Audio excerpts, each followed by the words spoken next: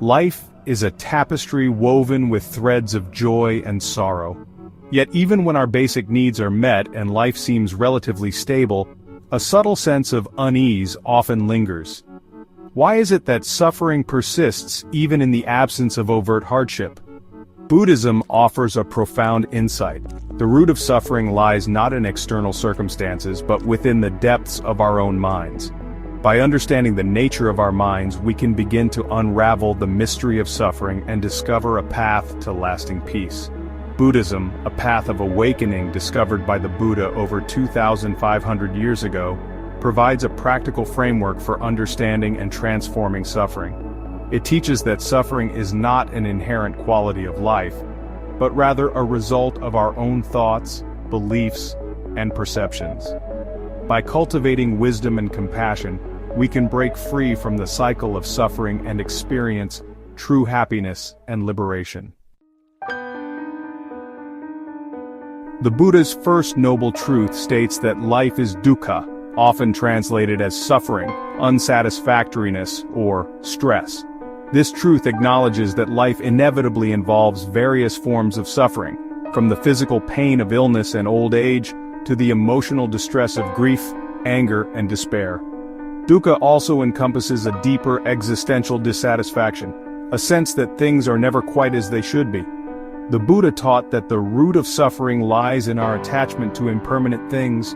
We cling to fleeting pleasures, resist inevitable changes, and crave what we lack, creating a constant state of unease and dissatisfaction. By understanding the impermanent nature of all things, we can begin to loosen the grip of attachment and find peace in the present moment. At the heart of our suffering lie the three poisons: greed, hatred, and delusion. These mental states cloud our judgment, distort our perception of reality, and give rise to harmful actions and negative emotions. Greed manifests as an insatiable desire for sensory pleasures, material possessions, or power.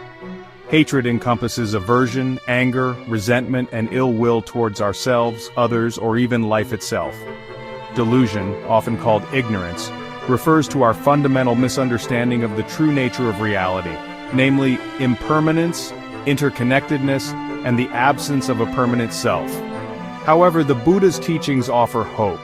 The three poisons are not fixed, unchanging entities, but rather mental habits that can be transformed through mindfulness, wisdom, and compassion.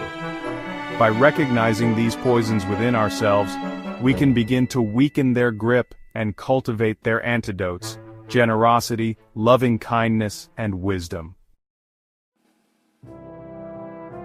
The three poisons fuel a vicious cycle of craving and attachment. Craving arises when we encounter something pleasurable or desirable, leading to attachment, a clinging to the object of our desire. When this attachment is threatened or lost, we experience suffering in the form of sadness, grief, anger, or despair.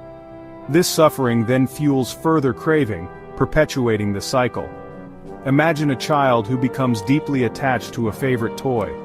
The child experiences joy and delight when playing with the toy, but also a sense of anxiety and fear at the thought of losing it. If the toy breaks or gets lost, the child experiences intense sadness and grief. This attachment to the toy creates a cycle of craving and aversion leading to suffering. Section 5. The Noble Eightfold Path, a Path to Liberation. To break free from the cycle of suffering, the Buddha offered the Noble Eightfold Path, a practical guide to cultivating wisdom, ethical conduct, and mental discipline. The Eightfold Path consists of 1. Right understanding, understanding the Four Noble Truths and the nature of reality. 2. Right thought, cultivating thoughts of loving kindness, compassion, and generosity. 3. Right speech, speaking truthfully, kindly, and with awareness. 4. Right action, engaging in ethical conduct that benefits oneself and others. 5. Right livelihood, earning a living in a way that does not harm oneself or others. 6. Right effort, cultivating wholesome qualities and abandoning unwholesome ones. 7. Right mindfulness, paying attention to the present moment with openness and curiosity. 8. Right concentration, developing focused attention and mental clarity through meditation. By diligently practicing the Eightfold Path, we gradually weaken the grip of the three poisons, cultivate wholesome qualities, and ultimately attain liberation from suffering.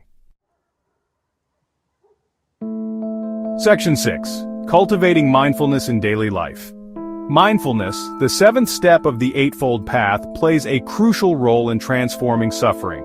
It involves paying attention to the present moment with openness, curiosity, and non-judgment. By cultivating mindfulness, we become more aware of our thoughts, feelings, and sensations without getting swept away by them. This awareness allows us to observe the arising of craving, aversion, and delusion, and to choose skillful responses that lead to greater peace and well-being. Mindfulness can be cultivated through formal meditation practices like sitting meditation or walking meditation. It can also be integrated into everyday activities like eating, walking, working, or interacting with others. The key is to bring a quality of mindful presence to whatever we are doing, noticing the sensations, thoughts, and emotions that arise without judgment or resistance. Section 7. A guided reflection. Unveiling your own suffering. Take a few moments to find a comfortable seated position. Close your eyes if you feel comfortable doing so. Bring your attention to your breath, noticing the gentle rise and fall of your abdomen as you inhale and exhale. Now bring to mind a time when you experienced suffering, whether it was physical pain, emotional distress, or a sense of dissatisfaction. As you recall this experience, notice the thoughts, feelings, and sensations that arise. What were you thinking at the time? What emotions were present? Where did you feel these sensations in your body? Observe these thoughts, feelings, and sensations with curiosity and non-judgment. Recognize that these are simply passing phenomena, like clouds moving across the sky. Do not try to push them away or hold on to them. Simply allow them to be. As you continue to observe your experience, ask yourself, what is the root of my suffering in this moment? Is it driven by craving, aversion, delusion? See if you can identify the underlying causes of your suffering. Finally, bring to mind the antidotes to the three poisons: generosity for greed, loving kindness for hatred, and wisdom for delusion. See if you can cultivate these qualities in your heart, offering yourself compassion and understanding. Section 8. Transforming suffering into peace. The Buddha's teachings remind us that suffering is not an end in itself, but rather an opportunity for growth and transformation. By understanding the nature of suffering, cultivating mindfulness, and practicing the Noble Eightfold Path, we can transform our suffering into peace, compassion, and wisdom. As we cultivate our capacity for awareness, understanding, and love, we gradually liberate ourselves from the cycle of suffering and discover the boundless peace and happiness that lie within. Remember, the journey to liberation is not a linear path but rather a spiral. There will be times when we stumble, fall back into old patterns, and experience suffering. The key is to meet these challenges with kindness, compassion, and a willingness to learn and grow. Each time we recognize our suffering and choose a skillful response, we strengthen our capacity for peace and liberation. Section 9. Embracing the journey to liberation. The path to ending suffering is a lifelong journey of self-discovery, cultivation, and transformation.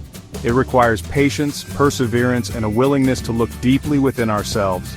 But the rewards are immeasurable, a life filled with greater peace, joy, and freedom from suffering. By embracing the Buddha's teachings and embodying the principles of the Noble Eightfold Path, we can all awaken to our true nature and create a world filled with greater compassion, wisdom, and peace.